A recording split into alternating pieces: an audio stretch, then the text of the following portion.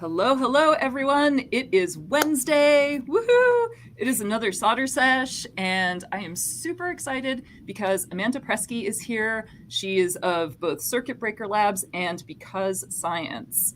And I'm super excited to have her here.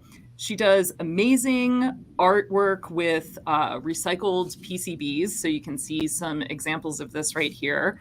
And she also does some really cool like framed wall art with like scrap PCBs. And she's also opened a retail store in DC called Because Science. I keep on wanting to say Beyond Science, but but yes, Because Science. So welcome to the show. Thank you for coming so on. much. Yeah. And hi Bob, how's it going? It's good to see ya. After a little break we had last week so that I could go to a fiber and yarn convention. Yeah. Cool. So yeah, I would love to hear how did it all start? How did you get into science first? I guess that's a good place to start. Growing up, I loved art and science. I filled my course schedule with as much of both as I possibly could. Of course, there wasn't even enough room to do everything I wanted to do. Right. And when it came time to go to college, art school was low on the list in the family. So I became a chemist instead.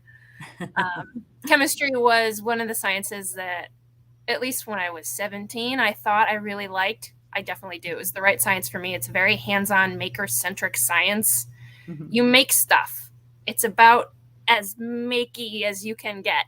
Very fundamentally makey, Yeah, like you can't really see what you're making, but sometimes you can. Sidebar here, I used to be really good at using a transmission electron microscopy, I guess, microscope in order to image my stuff because it was too small to use a light microscope with. So Wow. I could see what I was making, just not directly with my own eyes. A little That's bit of cool. assist there. But I have been making stuff since I was a teenager and selling it on the side. And it wasn't until undergrad that I started getting a little bit more sciencey with what I was making. Because that's when I started to find broken lab equipment sitting around our labs. And I was like, hey, I wonder what's inside. What does this look like? That's the curiosity in me. And discovered that I really, really liked the way circuit boards looked. So I started just seeing what I could do. And because I was also doing craft shows at the same time, and Etsy was just getting started around that time as well, I had a lot of feedback and people liked it. I think I was kind of shocked because up to that point, I'd been making other jewelry, beaded stuff, resin stuff, and it was like, okay. But when I started pulling that out, people were like, okay, this is neat. So I was very, very compelled to keep seeing where that would lead. Mm-hmm. And then I ended up going to grad school for chemistry because I was getting my bachelor's right around the recession. And I didn't think I was going to be able to get a job. I didn't go to college thinking I'd get a PhD. I didn't even know what it was or why you would even want one. It wasn't part of my plan. But STEM fields usually end up being paid gigs. So I was like, well, what's the harm in getting an education and getting paid to do research at the same time? Yeah. So my business kept going and going and going. And then when I defended, I was like, I got a business here. What do I do? So I decided ultimately, because I had built a solid following online, I sort of figured out how e-commerce had worked, and it seemed stable enough that actually going the route of being an entrepreneur instead of continuing on and becoming a professional laboratory researcher seems like the better option for me. So that was about 6 years ago. So now I've been operating Circuit Breaker Labs, and now just this last year we became Because Science. So the whole Because Science part of the business is all shiny and new. The whole point behind that was that the last 5 years, my work had been getting even more and more sciencey. So when I got routers, which are those big black boxes behind me, it really opened up the possibilities for what I could create. So I could go from, say, just making circles and covering them in resin to doing actual like cut out pieces and art. So of course, because I'm a nerd, I started making Erlenmeyer flasks and DNA and things like that. And I then I was love like, them. it's so much more science than just circuit board. I love it. I love the variety of stuff you have in the store, because I mean there's basically like every kind of science represented. You know, there are, I believe I saw some dinosaurs at one point in time, and so there's biology represented, there's obviously chemistry represented. I think I've seen atoms, and I mean you've even done stuff that maybe like isn't sciencey, but I want to say you've done like names and flags and all sorts of things. So that's super cool. What is your favorite? Do you have a favorite? Oh, I love the rainbow stuff. Orange Yeah. and purple PCBs are really hard to come by. Hmm. And I just love rainbows. My hair's actually dyed rainbows, just super faded. Oh, nice. But I'm wearing one too. I'll put one up close. Maybe individual strips. Yeah, I can see it when you kind of move it around. Definitely. Yeah. In there. So I like showing off as many colors within a single piece as I can. I'm surprised that purple's hard to come by, with all of us like maker people always using Osh Park for things. Do we just not give up our circuit boards very easily? Is that what I'm hearing? Possibly, just like I'd expect to see a lot more turquoise. Ooh, turquoise. I or mean, like a lighter blue, like Arduino color. Yeah. Most of what I end up using are motherboards and server boards, so larger scale items work better with my process as well. But I mean, I have gotten some purple boards by way of makers upcycling their materials with me, which is awesome. I do have an upcycling program, so I encourage people, if they've got boards they want to get rid of, we give store credit. Ooh, there you go. So how does that process work? Because I'm sure that there will be some people watching either now or later that will definitely have spare circuit boards lying around that they could send you. Yeah, we have the details spelled out on our website, but basically it's, get in touch, let me know what you have, because I can't necessarily take everything. Mm-hmm. I've taken on this sort of mantra for keeping the studio tidier, in that I'd prefer to not buy supplies or take on materials that I can't immediately assign a purpose to. Yep. Otherwise, I wouldn't be able to see over any desk, because it would be just covered in stuff that I could turn into something someday. I'm sure all creators can relate to that. And so I have to sort of filter what comes in, but motherboards are a go for sure. So do you prefer to have components on your boards or not? Or do you prefer to have like only surface mount to a certain height and the through holes all removed? It depends on what we're making. So if we're making an art piece and space in the frame permits, I'll keep as many components as I can. Just like when making jewelry items, we use metal cups called bezels, so that all the edges and back are completely covered. It's an aesthetic thing, but it's also kind of a safety thing. I don't think you really want PCB rubbing on your skin. Yeah, fiberglass splinters are no good. So depending on how deep they are, like these deeper ones, these are almost 4 millimeters tall. You can fit almost anything except, the really big stuff. Like voltage regulators will fit in here. Crystal oscillators will fit in here. But I have to clip like big capacitors and PCI stuff. But so, yeah, I prefer to keep on as much as I can. So probably like no connectors really of most sorts, but cool. Anything up to like 4 millimeters or so tall. Pretty much. Yeah. Is good. Cool. Very cool. So yeah, speaking of like fiberglass splinters and things like that, circuit boards are not, I can't imagine that they are actually a fun material to work with and cut because the dust is really, I guess I'm not sure if toxic is necessarily the right word, but it definitely like is glass, and so inhaling it can like cut up your lungs and things like that. Yeah. Even though glass as a material itself is like relatively inert with your body. Yeah, but you change the size of stuff and you change how it interacts with your body. Yeah. Yeah. So how like I can sort of see your routers, and like the first thing that I notice is that they're completely enclosed. And so do you have like a vacuum system going and a capture system for dust? How does that all work? That's basically it. If we have to do anything outside, we'll work under a shop vac hooked up to a clamp. I'm sure you can see over my shoulder, there's respirators and face shields and safety goggles and all sorts of stuff back there. And I really love rubber coated garden gloves to protect my hands when I'm handling stuff. So not only is dust not getting into my skin, I'm also not getting any of the wires poking through. So I can handle things. You can actually look at my hands and not tell I've been working with circuit boards all day. And then when it comes to routing, yeah, there's vacuum systems. There, as you mentioned, an enclosed system, which was very important to me. Someday we'll have to graduate away from these. These are Carveys, but because Inventables doesn't make them and they're barely servicing them anymore, they have no more replacement parts. We're just going to run these until we can't anymore, and then we'll have to build some custom enclosure system, because that's really important to me, especially if this is a longer term project for us where we're years and years working with circuit boards. I don't want any of that stuff building up in the studio or in our lungs or on our skin, since we've got to consider both sides of it. Yeah, and I guess I was just kind of important.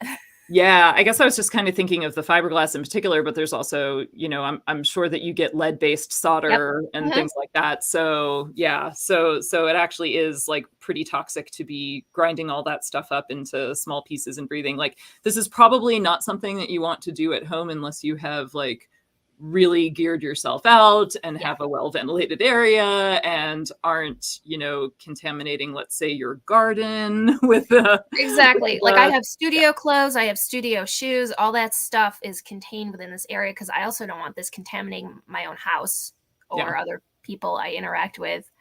And the other thing is, that's why we also don't laser cut them, because I don't want any of that possibly leaking into our air. Like, if there are any ventilation issues, it's just not a risk I'm willing to take. Yeah, no, that makes a lot of sense. So we got some comments in the chat of about toxic and silicosis as well being mentioned, and also that life is what happens while you are making other plans. in terms of the twists and I have a PhD, but I also have a business, so that's the fun thing about an education, is that it's never wasted. So I learned in excruciating detail how to synthesize semiconductor nanocrystals. But on the same time, I learned so many other things, like organization and time management, and how to research, how to build a project, how to run an experiment, and how to design one. That's exactly what you do in business. It's just under a different framework. I still set up experiments. I collect data. I analyze that data. I make decisions based off of that data.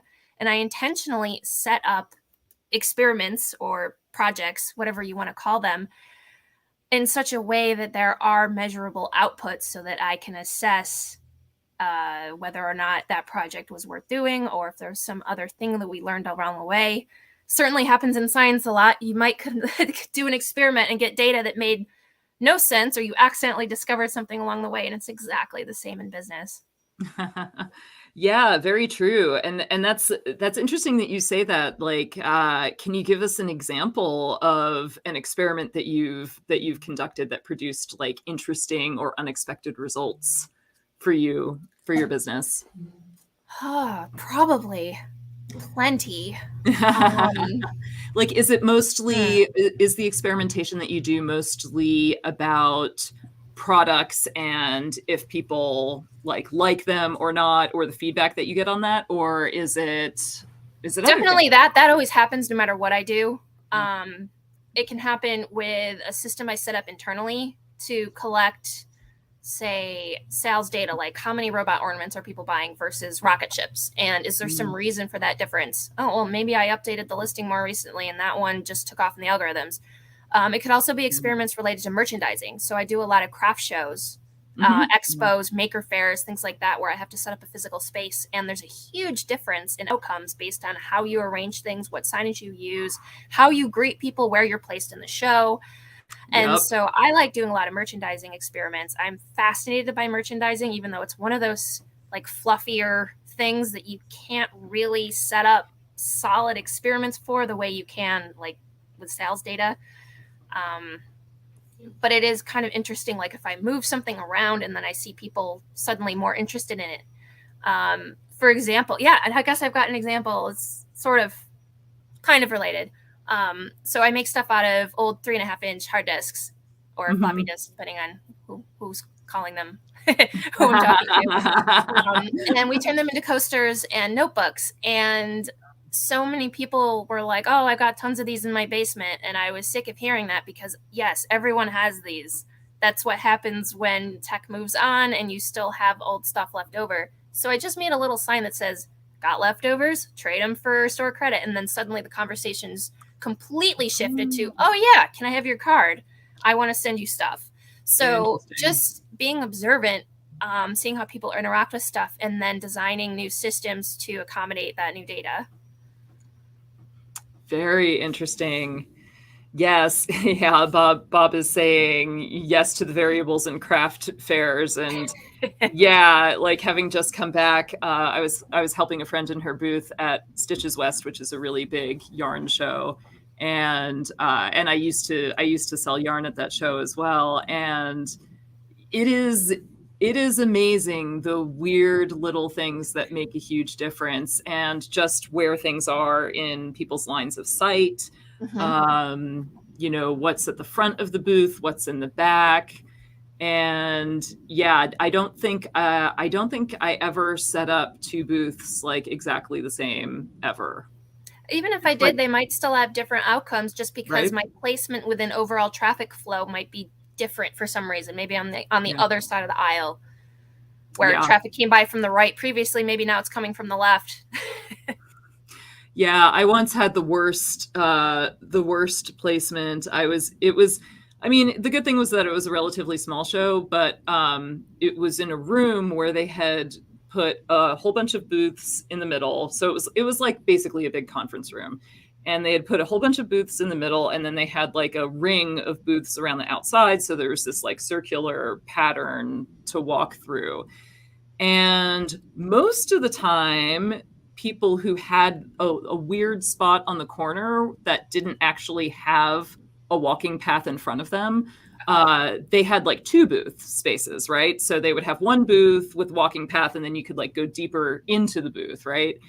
Well, I had one booth space, and they put me like on the corner. And so I had like no frontage. Oh, so like an interior corner. Yeah, exactly. Oh. It was an interior corner. I was just like, what the hell is this? That's not good. Yeah. Didn't get any discounts on the booth fee either for that. But yeah, it's rough because a lot of times, I mean, yeah, those are the things that you don't have control over. And then you get to the show and you're surprised and you have to deal with it and adjust your plans. And yeah, because not every show will tell you where your placement is. I love the ones that do, because then I can be like, oh, if I've got a corner, I'll bring a whole extra shelving unit and like really take advantage of that. Yeah, definitely. Is there anything more? Do you have any more that are in the frames that are like interesting shapes by any chance? I just pulled out a couple of silly ones. Yeah. Oh, look at that one. Power button. I love it. And then you mentioned flags, and I already held this one up, but this is the DC flag. So that's why I have a lot of those around. Nice. Any flag that doesn't have a seal. So New York and Virginia are out, but like Colorado or city flags like Chicago, I can do from circuit board. And then I can do skylines. This is a skyline we just made for an order for a very specific part of the Honolulu skyline. Nice. I don't know if you can really tell. This is a dark blue board.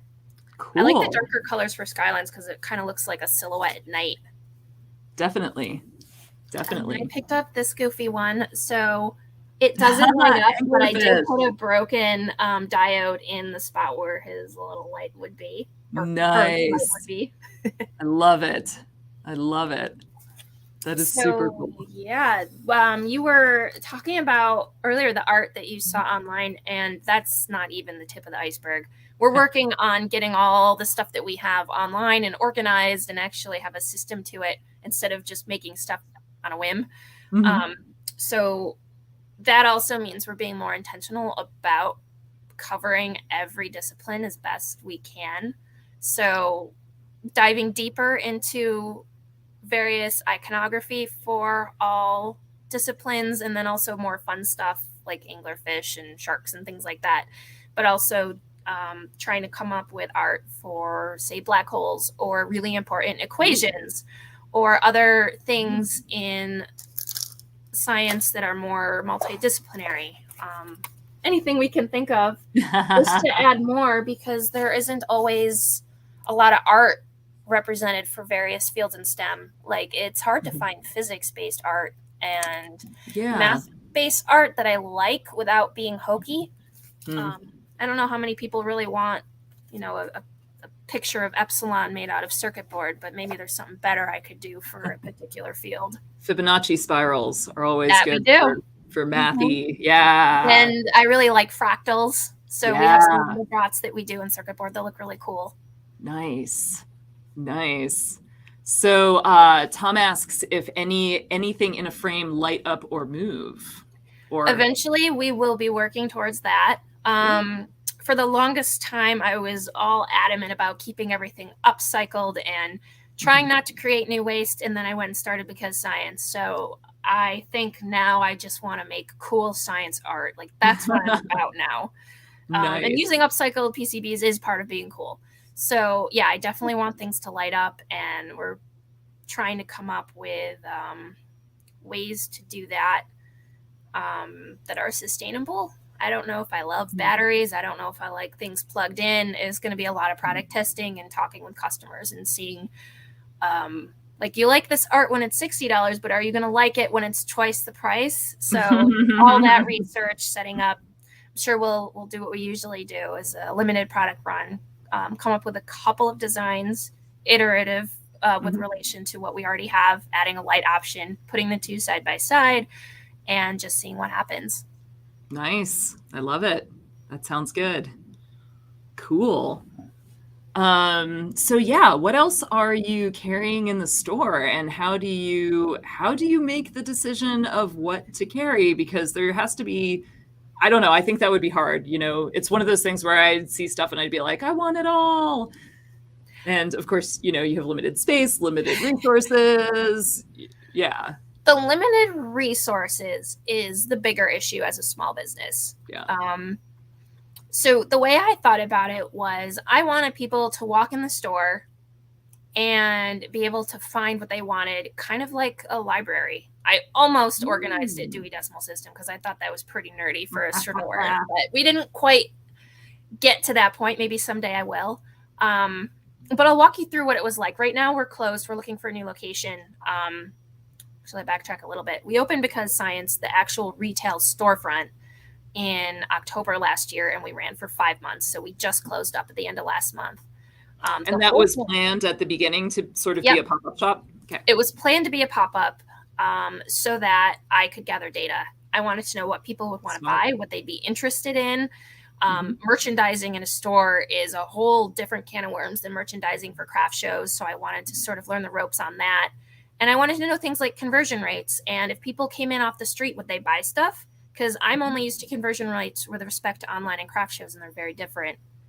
And that proved to be the case for the store. It was also very different. So, in a good way. So with that data, now I have a much better idea of what to do. So Because Science 2.0 will be hopefully a permanent location. So we already know what sort of, I guess, KPIs to look for when it comes to choosing a location. So like foot counts and area income levels and how many people transit the road in front of the store every single day. Things like that can help me make informed decisions about what our revenue capabilities are if advertising is not part of the solution. So if we were just a store relying only on foot traffic, would we survive? Yeah. Which is an important baseline to establish, because if you can't pay rent, you can't pay rent. Yeah. It has to work outside the, like, out of the box immediately. So now I have all that data. So now that we're looking for new places, I can apply those data to build fairly trustworthy projections so that I can make sound decisions. So when you walked into the store, I had it organized to not scare away non-scientists. So plants and animals were in the front. And then as you got further back, you get into space and dinosaurs, which I consider natural history, but it ended up just being all dinosaur stuff. And then as you get further back, you start to get into mathematics, chemistry, biology, computer science, and engineering. So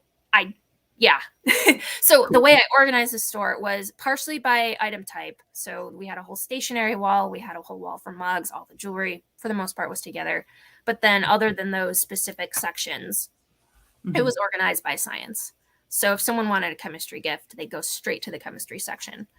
And I knew exactly how much space we had for each section. So that informed my buying decisions. So if I was like, oh, we've got a gap in chemistry, it's time to go look for another product to fill this. Okay, we've already got mugs, we've already got jewelry, we've already got scarves. Like, what else can we get that will fill that? Turns out finding handmade science stuff is really hard. Options are very limited. I ended up choosing some not handmade items, so things like puzzles or like these 3D puzzle things that I found that are really cool. Cool. Yeah. Talk to me about the handmade aspect, and also like what your definition of handmade is, because of course, like Etsy's definition has changed a lot over the years, and like what portion of it has to be made by hand is it like small business okay, or that's sort of how I see it. And part of that metamorphosis has also been from being in DC. So where I was before in Rochester, which answers Tom's question, which is where was your store located, which was Washington, D.C. It was technically Vienna, Virginia. Okay. Just outside of DC. We are hoping 2.0 will be actually located in DC. Nice. So in DC, when I do craft shows and things, they're usually billed as vendor events. A notable example is the downtown holiday market, where they promote small business. And these tend to be like micro businesses, like very, very small. But a lot of people here, because DC is such a multicultural city, it's extremely diverse. Maybe I'll be next to a vendor who is Turkish, and she designs jewelry and then has people in her village she grew up in making it. So she's not making it. It's handmade, but wouldn't be considered handmade for a craft show, but is still handmade, just not by the business owner all the time. It gets a little gray. So that's small business to me, and that's what I want to end up supporting as best I can.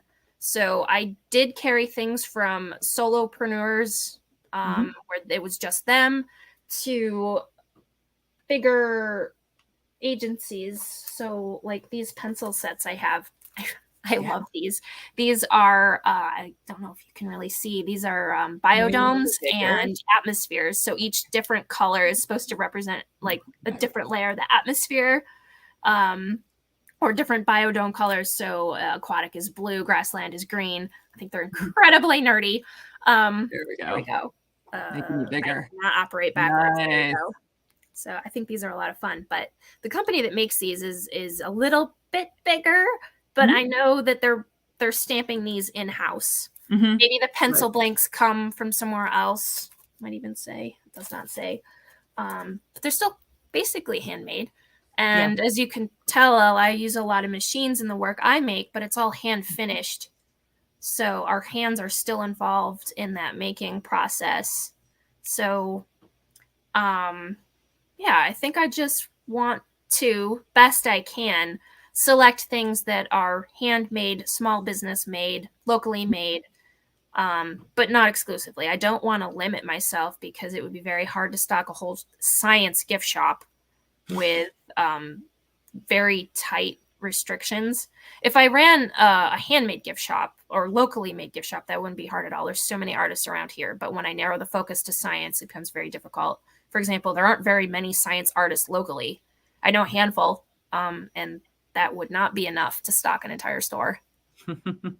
Yeah, and also things that are handmade, made in small quantities and small batches, they tend to be more expensive, right? And so having a little bit of a range of price points must be nice too, so that everybody can like find a little something. Yeah, and I think that works a lot better in retail stores. Mm-hmm. So I, for the longest time, tried to not have super low price point, like below $15 online, because there's so much work that goes into preparing a shipment that the profit you end up with is barely worth the effort. But when you're in a store and you're pricing things in bulk, you get economy of scale. Even though it's a small scale, it's still more scale than what you can do with shipping. So it's much easier to have little stickers and pencil sets and lower price point items and have it actually be worth your effort. That also helps with the conversion rate too. If someone comes in, they don't really want to leave empty handed. So if we give them opportunities to spend even $5, it ends up being a much better situation overall for everybody.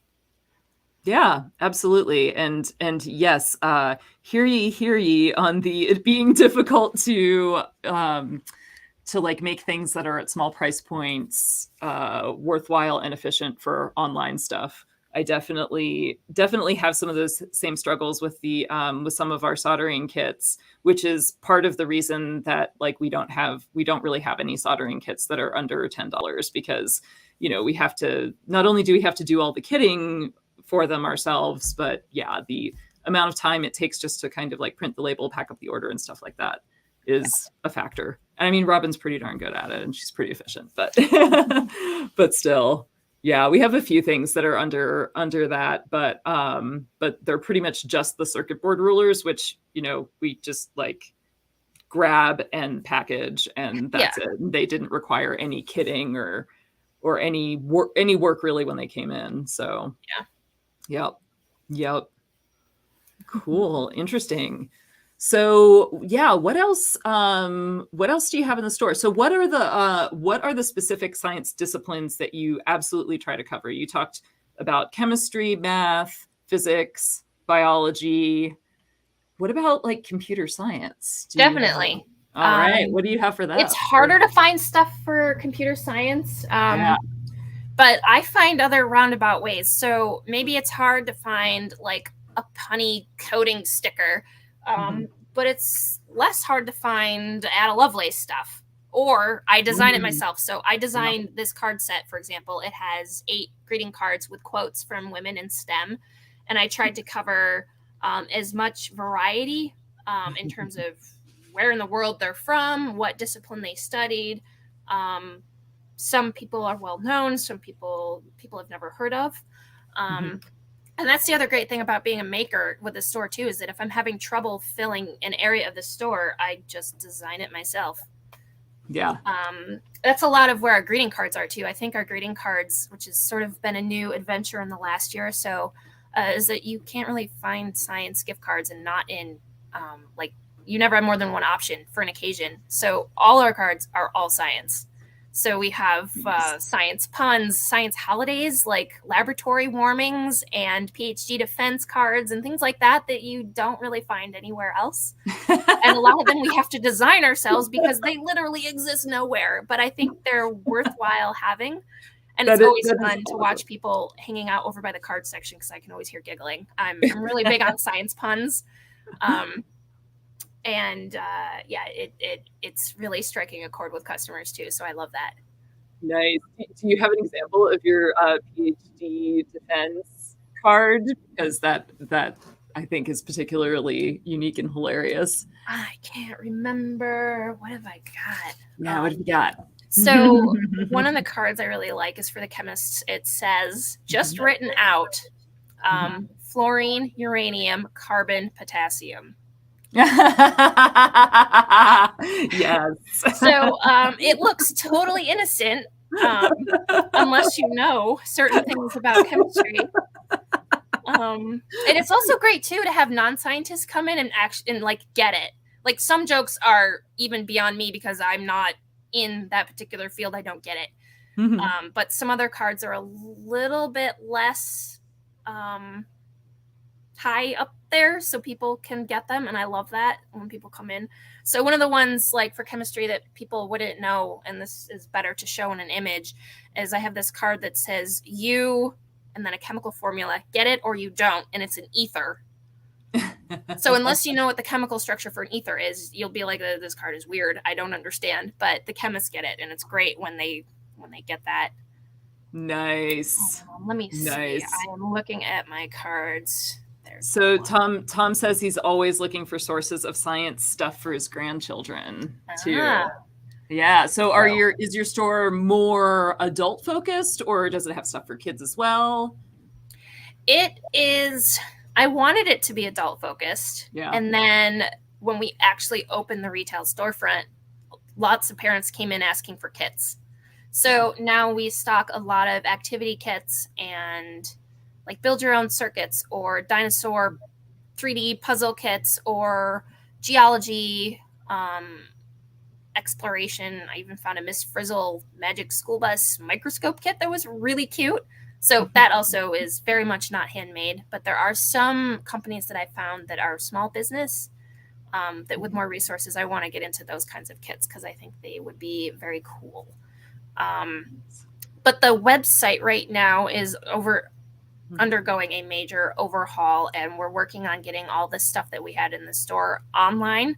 That is a massive project. So right now, not everything is online, but we're getting stuff up slowly. We have a bunch of greeting cards. Yeah, I think I have a finished, but it's spelled PHINISHED. Or the PH and the D are different color.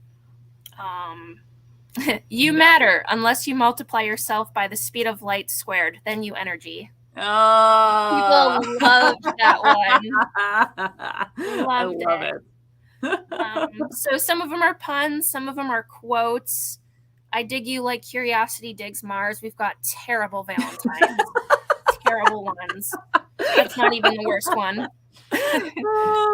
Roses are red, roses are blue, depending on their velocity relative to you. Oh my God.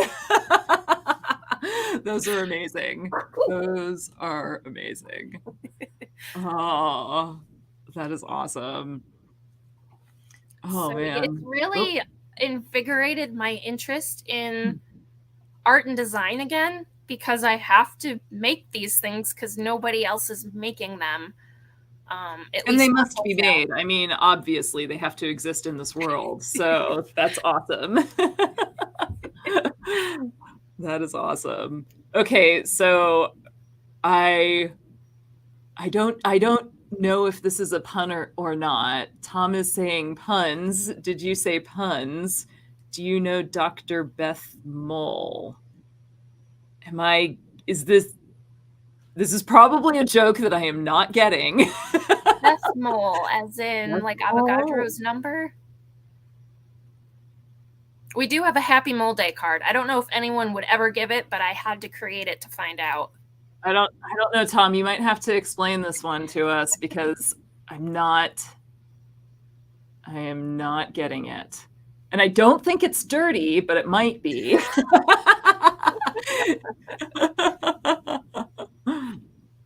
Cool. And Bob is saying that he follows a lot of scientists on social media and will definitely share your website when it's back online. Thank you. Well, it's not offline. It's just not shiny and polished right now.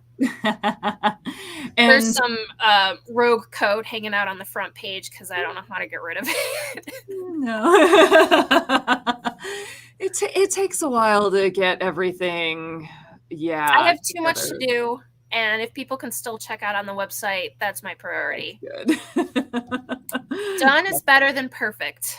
Yeah, that is definitely the truth. There are a lot of things that we've like kicked out the door that were not perfect, but they just had to be done. So there you go.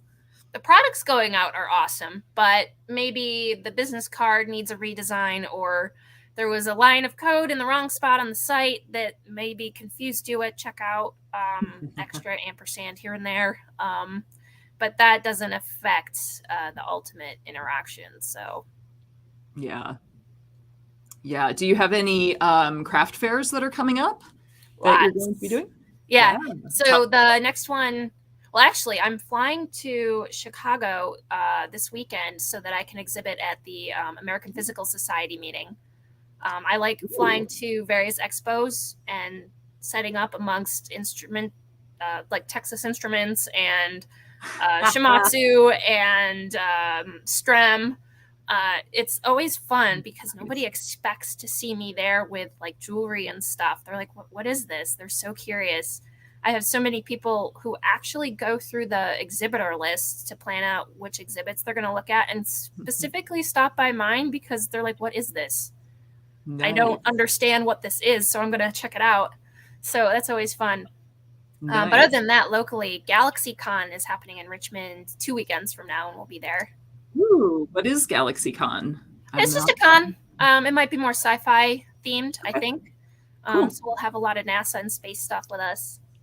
Ah, nice. I do the meatball logo and circuit board, and it's pretty sharp. Yeah, nice.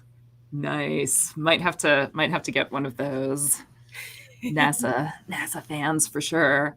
You also, so you mentioned, I believe, like taking custom orders, yeah? Yeah. And so how do people contact you about that, and what kinds of custom work do you take on? So for simple, straightforward things, for example, the skylines, we have a specific listing just for skylines. So you pick the size, you tell us what color you want and what city, and then we make it. And with the site redesign, we'll have an image upload feature. So if there's a specific skyline you want us to work from, it'll be roped into the whole checkout process instead of you having to email us it. Same thing for flags or straightforward things like we have a simple listing for states. We haven't made every state yet, but if you want, West Virginia, well, we've never made it before, but it's not exactly a stretch to create that for anybody. So I call those straightforward customs. And then for more sort of more adventurous projects, right now we're working on a system to help with that, to help sort of outline what that actually looks like, what's possible, examples. So this is an old, actually just had this sitting on my desk. I'm redoing this, but this was our old custom brochure to help people sort of see like what we can do, whether it's ornaments, art, keychains, or whatever, but within those product categories, what can we actually do? It's very hard for people, one, to even understand how we turn circuit boards into this stuff, let alone what we can do with it. It's just not something people can brain very well. Yeah. They need to be shown examples in order to like and whatnot are very helpful. And we've definitely gotten a lot more custom work the more we put out at shows. It gives people a much better visual on what can be done. Or they might say, hey, I see you've got this. Can you do USB? Oh, yes. And we do. Or can you change the color? Or can you change the size? Simple stuff like that. But some of the other things we also take on, for example, our corporate gifting kinds of orders where we'll put logos on stuff. So like these badge reels that we make, I can embed in that resin layer somebody's logo. So I can do those sorts of projects. And then the ones that I find most fascinating are the wall installations. So we've got a couple under our belt now at this point. Each one is different, completely customized to the client and what they want. Generally, I think all the things we've done so far have been logos. So some of the biggest one we did was about 5 feet wide. Wow. So how many circuit boards are involved with that? And how do you, I mean, I imagine you'd have to map out the pieces and, cut them in different shapes. How do you do that? Yeah, so it depends specifically on what we're doing. The most challenging one was imagine an equilateral triangle made up of 3 regular trapezoids, so that when you organize the trapezoids, the inside negative space makes an equilateral triangle. So it was not a solid piece because where it would connect on the vertices was nothing. It was just an intersection point. So I had to create these using bar stock, basically custom, not clamps, I can't think of the word, but basically connector pieces to create their logo as it would be freestanding, because they wanted one solid piece, not multiple pieces to hang on the wall. So that was a bit of an engineering feat. And Nice. that project, because of its size, ended up, I think we used 22 circuit boards to make that happen. Wow. And did they all have to be the same color too? It Was it all depends single on what. color or? So for that project, their logo, each trapezoid was a different shade of blue. So we tried our hardest to pull out 3 different shades of blue, which is difficult when you're working with e-waste. So basically, it was like a cobalt blue, like a royal blue, and then like a turquoise to get the 3 different shades. It didn't exactly match their logo, but they didn't really care. They just wanted the difference to be there. So, I mean, color matching is not really a thing we can do. It's Right. as close as it gets. Yeah, you're not going to be able to like Pantone match a circuit board logo. Sorry. No, like your logo, I wouldn't be able to do exactly, but Yeah. I could get creative using, say, pixels of circuit boards to create visually that effect where if you stood back, it would look like a gradient, but up close, it wouldn't. So I got some funky workarounds to make that work, just like if someone wants their logo 23 inches wide. Well, I can't fit a 23-inch circuit board on my router, and I'm be hard-pressed to find a circuit board that's that big. Yeah. They're out there, but not in my stash, and probably not in a color they'd want. So I use Photoshop and various other programs to sort of chop it up in sensible sub shapes so that we can build a composite image. Cool. That sounds like a lot of work for a custom piece, like a lot of work.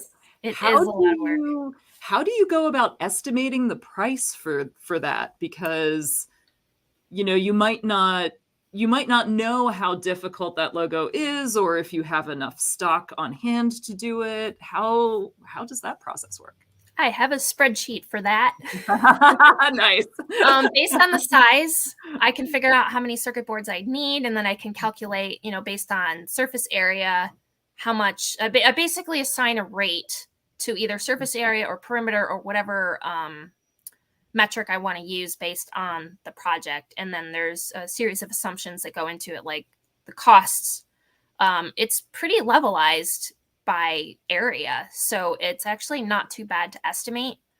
And like now that we've boards, done right? a few, I sort of have stuff to work from. I can understand by looking at a project, I can kind of tell if that one's going to be a pain in the butt or if it's going to be more straightforward. And so I can get there.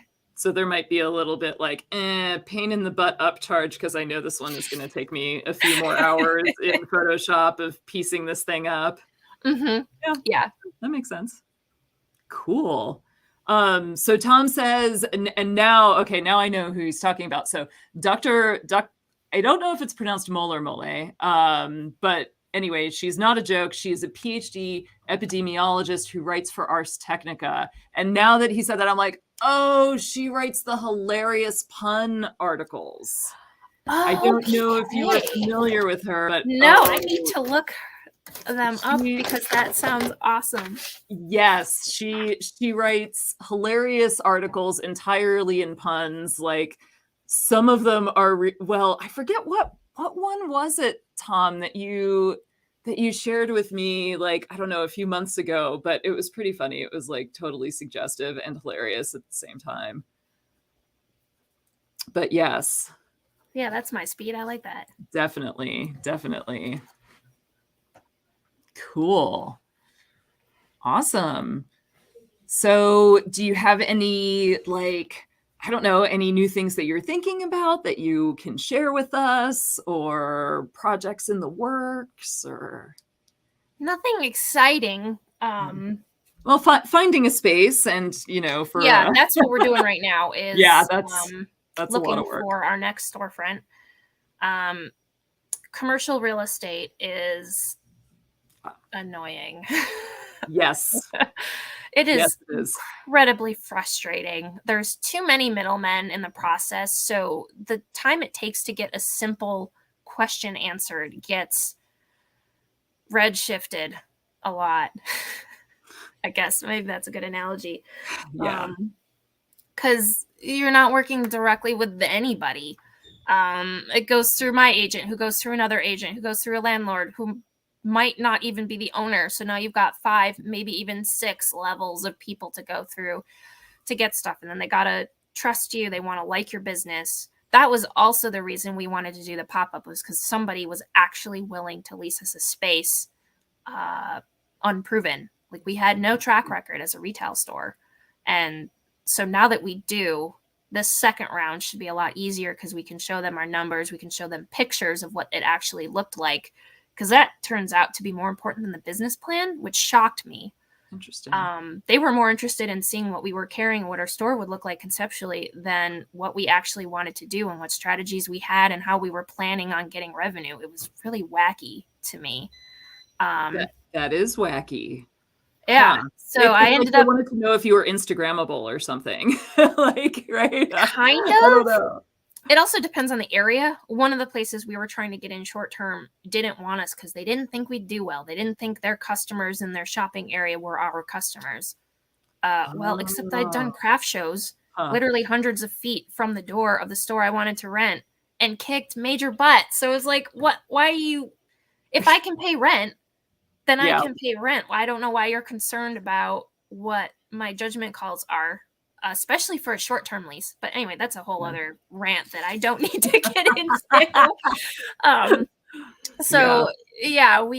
We've had issues with people we've built relationships with relocating and then not telling anyone else in the office that we had a relationship with them. So it's like starting over constantly. That's annoying. You would think that right now, especially, there would be, I mean, there seems to be a lot of retail space available. So it's like, come on, people, don't you want to rent it? Like... Because of COVID and because of all the insecurities and unknowns, that they've actually gone the opposite way and become even more selective. There may also be some tax bonuses for having space unrented for certain periods of time. So it may be just the combination of those two things, and all of the levels involved in who gets is part of the process just slows everything down a lot. So we'll see. I also need a new studio space. This one has we've overgrown it. I have about 900 square feet plus another 100 square foot in a loft I built. Nice. And we're exploding. Yep. Know that feeling. Bob was saying earlier that it sounded like you needed like a dedicated, like, dirty space for a studio that was like separate from like the clean studio space. That's pretty much what we have, because the routers do have lids. The mess that those create is confined immediately to them. It doesn't even make it a foot away. Nice. So then the messy work is done out in the garage where I have a workbench set up, and all the circuit boards are stored out there because they are the dusty, messy part. I'm not even talking circuit board dust. I'm talking just like dust from being in someone's computer for the last decade. So right. Have you ever had any, like, I don't know, weird surprises in the circuit boards that people have sent you? Not in stuff that people have sent us, but stuff we've collected from our e-waste partners. Since we get e-waste everywhere, I buy it from everyone. I have local connections. I have e-waste recyclers that we have relationships with. They take the stuff that we don't use. So, like, this one's not quite done yet, but I mean, there's still space to use. I can't use that spot for anything. At least I haven't figured it out yet. So I like to keep them moving on up and keep recycling even what we can't use. But what I find is this is like stuff caked in heat sinks or like weird films, and you're like, I don't know what this material is. It might be biological, it might not. That's why gloves and face shields are also extra great, because you're not smelling anything, you're not touching anything that's super gross. It's just, you're not even touching it, so it's no big deal. I like that. That's good. I was gonna say, can you use scrap from PCB manufacturers? Mm-hmm. Okay, cool. Yeah, sometimes we do. So like stuff that hasn't even been populated yet, we can use those. I don't find them to be as interesting personally, but also my customers prefer to have stuff that's populated. They really love surface mount components. So I have to be careful about how I use them, because I don't want to make a bunch of stuff people aren't going to sell, but they work great for making things that you have to touch or that maybe can't get a resin coating. So like maybe notebooks or coasters or um, uh, I'm not finding the word, clipboards, things like that, Nice. where you need a flat surface. Dang, we need some circuit board clipboards around here. Yeah. Yeah. That's cool. So yeah, I've actually there's a local place that makes audio boards. So nothing they make is bigger than this, but all of their defects come packaged in plastic, ready to go with no components on them, and they're all the same size. So one of these days I'll figure out what to do with those. That was before I instated my rule of no collecting before I know what I'm going to do with it. But on that note, back when I was still in Rochester, RIT has a makerspace on campus, which was not as common 10 years ago as it is now. No. And they had a truckload of capacitors, diodes, resistors, and things like that. They're like, we don't know what to do with these. So I filled several boxes full of stuff and took it home. And I was like, what am I going to do with these? So now we make these. Oops, what's this guy doing? Yes, I have some earrings from you from that one Maker Faire, and I have some more show and tell too that we can do. But let's see. Actually, can we make the workbench big? Ah, yes. Yeah, these. Mm-hmm. I really like these. I liked them because they had a resistor and a capacitor, and they were very subtle and unusual. Like, I think a lot of people might put the capacitor like right side up with the legs pointing down or something like that, right? But they're not in that configuration. They're like upside down, and they make this cool teardrop shape. And then it even like takes you a second to realize that that's a resistor. So yeah. I think it's funny cool. When people come into my booth and they're like, what gemstone is this? Or is this glass beads? And I have to run them through what we actually are all about, because the banner behind me that says Circuit Breaker Labs didn't quite give it away well enough. But no, I mean, they're upside down because I don't come from a background of working with capacitors. I mean, I'm usually removing them, not putting them on things. So what's normal isn't normal to me, just like the way I think about circuit boards and what sides or which way is up, I'm sure is very different than what other people think.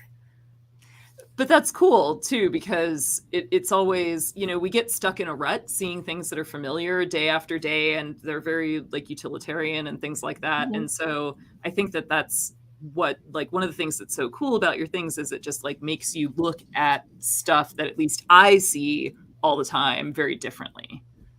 Even for me, I get that too. I think I was talking to someone the other day about this custom art piece somebody wanted. It's New York State and Virginia, and they wanted them connected with like a loop-de-loop heart shape.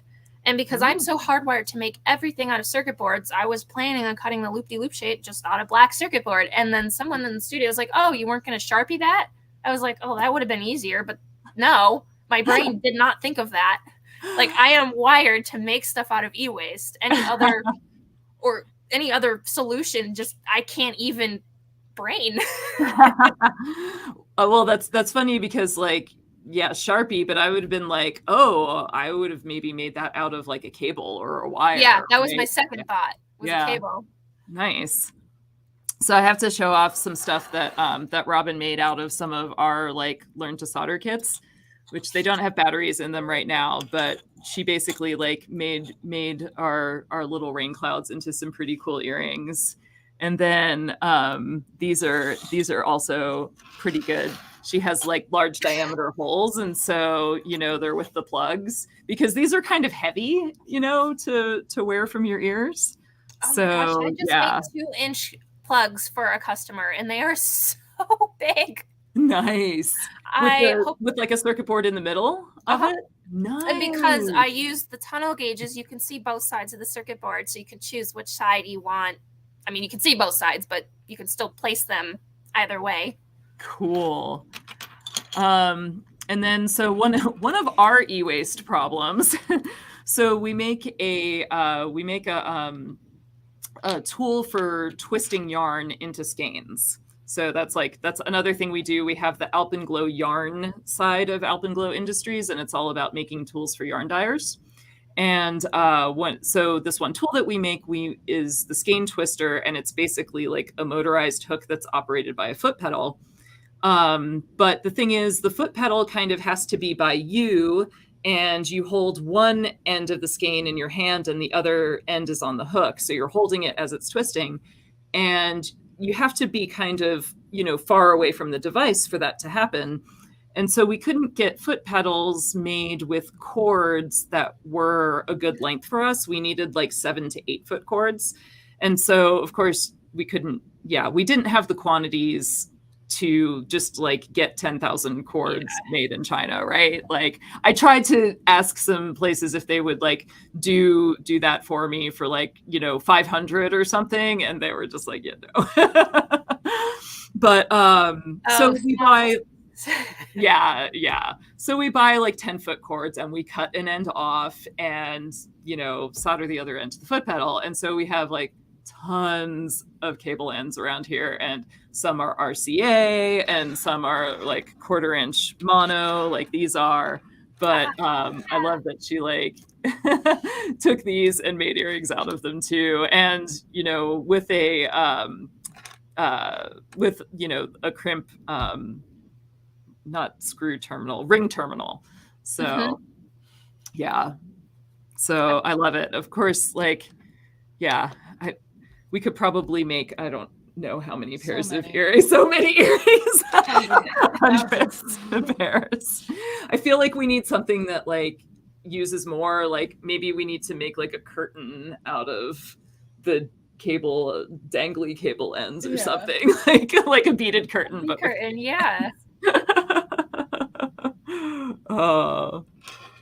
So yeah, that's our small foray into jewelry making from our circuit boards at our waist.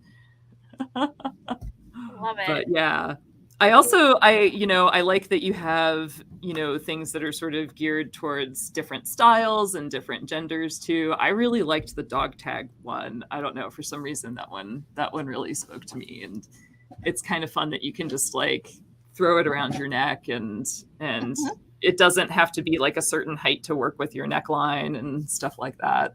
So, and I could see how, and you like also do like cufflinks and things like that. Yeah, tie bars, money clips, keychains, badge holders.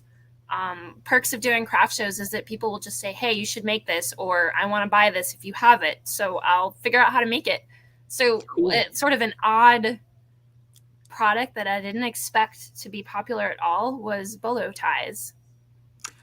That is fascinating because for years, like me and my brother and sister have made fun of my dad for really loving bolo ties.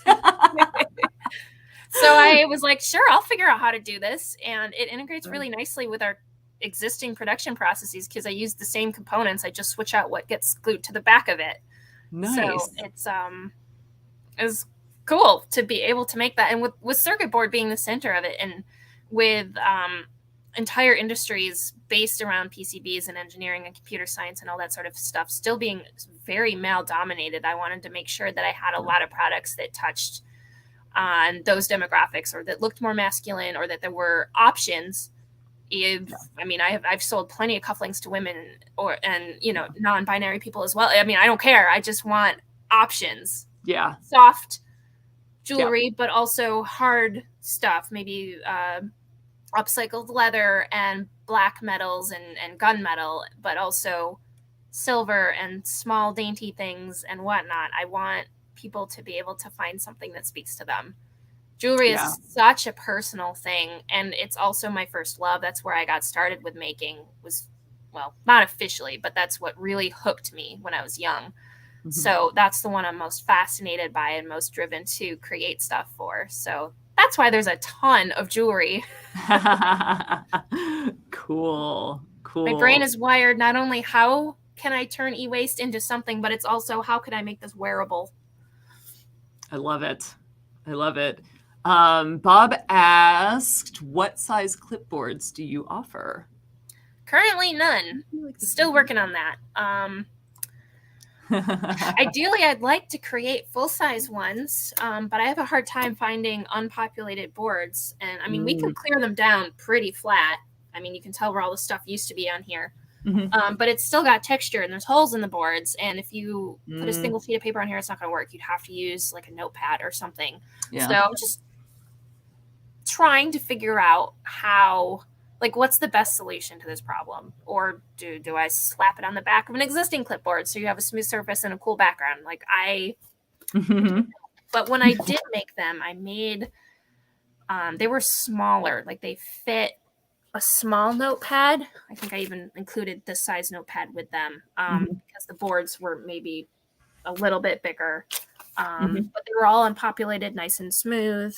But I ran out of those boards. So I made all the clipboards I could, and then I had no more. That is the sad thing about working with upcycled materials, is that sometimes they just run out, and then you're stuck. Yeah, but that's also kind of one of the interesting things about your products, though, is that they're all relatively unique. I mean, you're never going to have even two rings that are really like exactly alike, because they're all going to be from different, even if they were from the same, like, let's say you had two of the same circuit board or something, you're probably going to make different things out of different parts of that circuit board, and they're going to be cut out differently. So that's cool that you can, that basically like the very nature of the product is that each one is unique. Yeah. Super cool. Oh, Bob says he's looking for a half-size clipboard, 6 by 9 inches. Oh. That would be a lot more feasible in general with the sizes of unpopulated boards I've seen. Yeah. Yeah. Let's see. What else do we got? Oh, that's a good idea, Bob. He says with enough cable ends, I could make a hedgehog or a porcupine to keep the blobs company. Yeah, that would be good. Just like stick all of these guys, just like.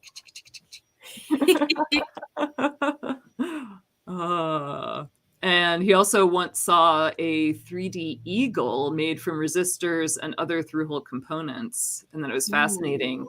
Yeah, I need to like keep a list of people that do circuit board sculptures, because even though I follow them on Twitter and Instagram, they don't show them to me enough. And then I forget who it was. And yeah, but circuit boards, or not circuit board sculptures, but like circuit sculptures are very, very cool. And especially the ones that are functional. I mean, those are really, really neat, I think. Yeah. So yeah, if anybody sees anything cool on Twitter, feel free to @ me, because I want to see more cool circuit sculptures. Totally. Yeah. There was an exhibit at the Memorial Art Gallery in Rochester specifically for upcycled materials probably 10 years ago. And there was one made out of circuit boards. So I had to go see it. Yeah. I can't really fully remember what it was. It was more about scale than form. But it was neat because I'm so focused on small scale, especially back then when I was only doing jewelry. Yeah. To see something more art. I make more product-based stuff, whereas what I think what you're describing, I would put in the realm of like art, sculpture, art, one-of-a-kind pieces, things that take months to create. I love that stuff. I'm not sure. I mean, there's some stuff I've seen that it probably hasn't taken months, but definitely like a day of putting it together and being very meticulous about it and making it all look beautiful. And yeah, definitely. It would be very difficult to do that at any type of scale that's like other than one, you know? A lot of handwork. Yeah. Cool. Well, awesome. This has been super fun. I don't know. I might be out of questions.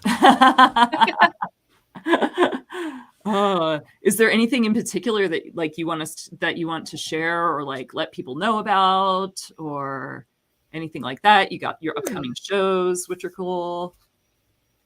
And I do post those online too. Generally, I stick to the DC metropolitan area. But I also travel a lot between here and Rochester. So sometimes I'll do shows in Cleveland or Philly or Pittsburgh, New York City, because they're in a good corridor. I wish I could go to the New York Maker Faire. Yeah. In Bay Area, I used to do both of those. Yep. That sucks a lot. I can't. Yeah, I've never done a trade show that I had to fly to get to, and I imagine that must be pretty difficult. Although with the jewelry, at least the jewelry itself is small, but still you have to display it, and that's the hard thing, to figure out how to not travel with displays, but then like do a display there that is like relatively inexpensive and doesn't look totally crappy. Yeah, I have a whole separate setup for when I air travel, because my self-imposed limit, because I can't really carry much more than that, is 49.5-pound suitcases, a carry-on bag, and my backpack. So as much as I can cram into all of those is what I bring. Yeah. The other issue is price. So craft shows are one thing, but expos are usually 4 figures to do, and to rent a single table is like $400. I can't swing that.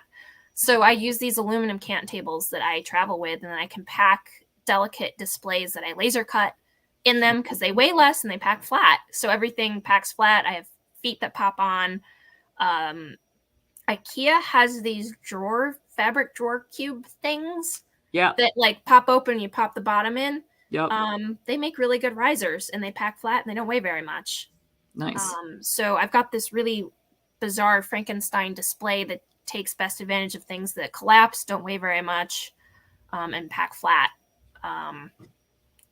So my issue I'm having currently is that I really want to bring art, but art is fragile, and I do not trust baggage handlers. So any fragile stuff I bring has to literally fit on my back. So it'll be an experiment this next week to see how much I can actually pack and carry, how much actually sells.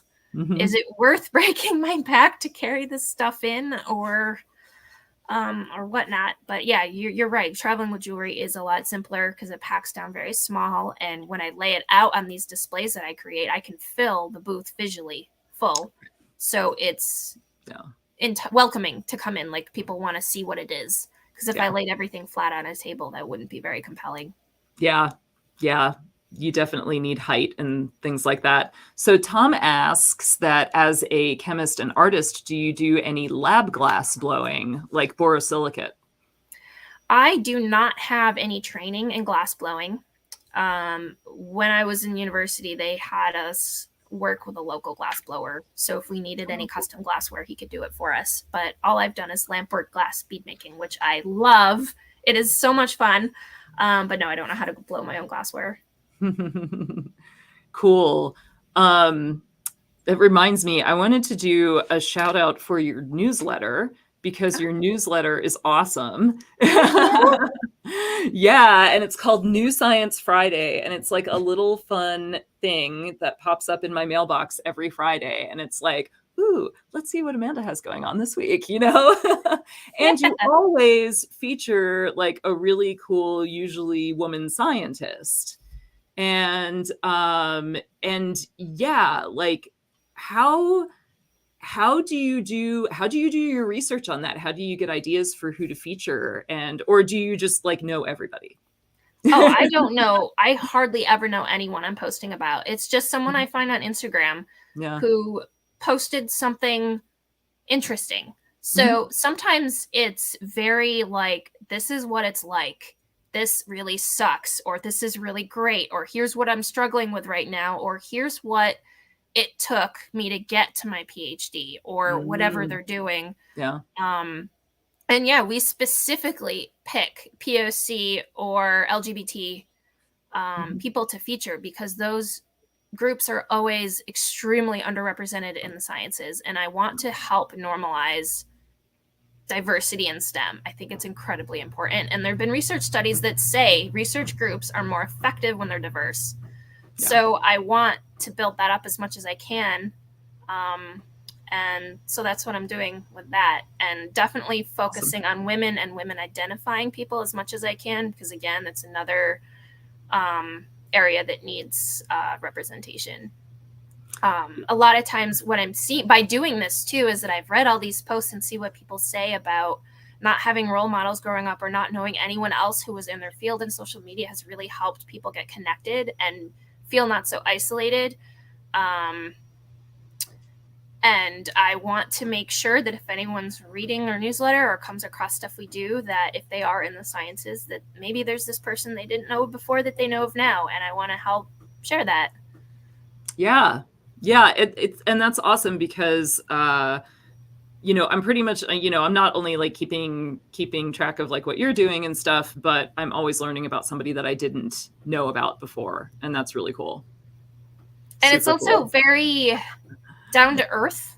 Yeah. So like I could run bios on Ada Lovelace and Marie Curie, but I don't think it's as impactful as hearing from someone who's in it right now, going through it right now, talking about things like imposter syndrome and all the other issues come across when you're trying to advance in the sciences. But also, I'll cover people maybe not even on a science track, but related somehow. Like I'm really excited about Black Birding Week and bringing citizen science. It's just a bunch of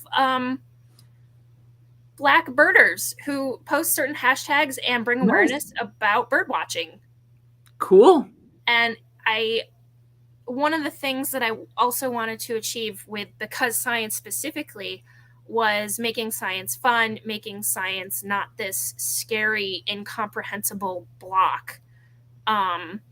And one of the ways to do that, I think, is by, for one, putting plants and animals in the front of the store. But ultimately, I wanted to install bird feeders and bee boxes and bat boxes and whatever else it was that we could do to bring citizen science into the equation. So when people walk into the stores, they could do something, learn something. We have a microscope in the store and with a sign that says, turn it on, see what it does. Occasionally I'll bring out diffraction gratings and be like, here, take this, go look at a light, see what it does, tell me what you see. And there's no quiz, there's no test, it's low pressure. It's just like, look at this, isn't this cool? We can explain it later. I just want to hook you on this cool thing that we have that you can do. Yep, totally. I think that like a lot of that is what I strive to do. And like what we here strive to do with like the circuit board designs is like make them fun, make them fun or funny or cute or something like that. And through them being relatable in that way, then use them to teach soldering or, teach Arduino coding or something else. It's like, okay, now that you have like identified with this, okay, now here's how it works kind of thing. Yeah. Because I think that there are a lot of self-imposed barriers, especially in women, especially in anybody who hasn't really actively been encouraged in science from the time that they were kids, that it's like, oh, science is hard, or I can't understand science. And that's like for other people, it's not for me. And I think that trying to break down those barriers is really important because, science is for everybody. And a lot of things, especially that we do as engineers, like specifically, I would say they are skill sets that are developed through just a lot of practice and familiarity with things. And so once you start in on something and getting that practice and getting that familiarity, you can actually learn a lot just on your own. And I think a lot of people just don't know that. It's like, oh no, I had to go to school in order to do this, or I had to, have a degree in it or whatever. So yeah, that's awesome. I loved it when people were walking around and they'd come up and they'd be like, so I just wanted to see what this was. I'm not a scientist, but this is cool. Can you tell me what this joke means? Or maybe they found a joke and laughed at it. Or, I mix in hard science with softer stuff. Like axolotls are really popular right now. They're kind of cute. You don't have to know anything about axolotls to find them interesting. You don't even have to know anything, even what their name is. You just be like, oh, that's a cute thing. Okay, why do I care about this? And it's just, you get really interesting conversations in the store. So that's another thing about it that I totally didn't anticipate having a store, was that we'd have those really neat conversations about stuff. So I have to ask, what is an axolotl? Because I'm thinking of like the tanks in the Dune series, which it turned out were like women, but the spot. That's terrible. Sorry. How do I describe them? See, I'm not a biologist, but they're like this cartoony looking creature that lives in cenotes in Mexico, in like some specific part of Mexico. They're only found in one part of the world. Something about that ecosystem is just for these guys. And as I might get this mixed up, but I think as they're developing, they can go one way or another. Either they become like a oh my God, they are adorable. Robin just pulled up one off the phone. There we go. Yeah, my words are failing me right now. That's pretty darn weird and cute. So cute. Tardigrades too. And look at their little hands. They have like hands and horns and like gills and tail and they're illegal to own. Oh, that's sad. Why are they illegal to own in California? Most things are illegal to own in California. Well, you know. One I know a little bit more about are tardigrades, the water bears, the single cellular organisms that can like walk. They look like they have legs. Yeah. So we can almost personify them and make them cute. And now you're opening up doors to talk about, I don't know, microscopes or bacteria or single cell. And what does that even mean? Especially with all the vaccine and virus talk lately, a lot of people are suddenly, very interested in what viruses are and how do they work. So we had some virus stuff in the store, and it was interesting as well. Just getting questions about, okay, well, what's this thing? It's got legs on it. What does that do? Or, very basic questions. Nice. Apparently axolotls are like a foot long. Oh, so that's a lot bigger than I thought they'd be. Yeah, me too. Me too. Dang. Now we have to figure out where we have to go in order to see one in person. And see, now there's puns about them too. I ask a lot of questions is a good one. Nice. And Tom is saying that Mad Magazine popularized them like 50 years ago too. Oh, that's neat. I'll have to look up some of the old Mad Magazine artwork from them. Cool. Oh no, Tom, sadly you can't post links in the chat. YouTube kind of does that to keep spam under control. But if you have like an interesting link that you wanted to share, you can definitely you can post it as a comment on the video after the live stream is like done and up. Or you can like email it to me and I can like include it in the description. Yeah. And yes, Bob says all groups are more effective when diverse. Totally. Yes. Totally. Yeah. Oh, details on New Science Friday. Like how do people subscribe to your newsletter in the first place? Because sciencedc.com. If you hang out for like 15 seconds, there'll be a pop-up. Or I think if you scroll to the bottom, there might be a sign-up form. Or you can just email me and say, please add me. Get creative. But yeah, what I try to do with New Science Friday is talk about what's going on, new stuff. I also look at a lot of like obscure holidays. So Pi Day is coming up. I wouldn't call that obscure. Oh, yeah. So next week's newsletter is definitely going to be about pi or a mathematician or something. I haven't figured that out yet. Yeah. And then any sales we're doing, then there's event listings. So I try to keep that updated. So especially locals or visitors will know where to find us. Nice. Then I guess we call them AWSTEM features. So those are our people in science profiles. And then there's always a science comic at the very bottom. It usually has to do with the theme of the newsletter. And because we love jokes and things, I think the newsletter is the perfect place to share like an actual illustrated comic because that comes through well. So there's always a joke in there too.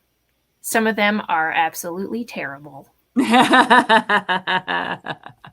some are more, they're very diverse too. I love PhD comics and other things that are kind of relatable to researchers, but maybe people outside the field would have no idea what it's about. And then some are just cute cartoons about Jupiter sharing its moons with Earth. Other cutesy things that have nothing to do with how actual science works, but are just fun. That's lighten it up a little. Oh yeah. Interesting. So Tom says, "Oh yeah, we're also watching on StreamYard and not on YouTube, so that's maybe a thing too. I wonder if some comments maybe don't come through to us, but like the link that we can't see went to an International Women's Day article, 12 Women from Chemistry History. There we go. Oh, Cool. Very cool. Oh, Bob says if we celebrate Pi Day, do you celebrate Tau Day? I should, because I also celebrate Mole Day and any other cool, like, numbers based, like 2222. Oh my God, Tuesday like took over my feed.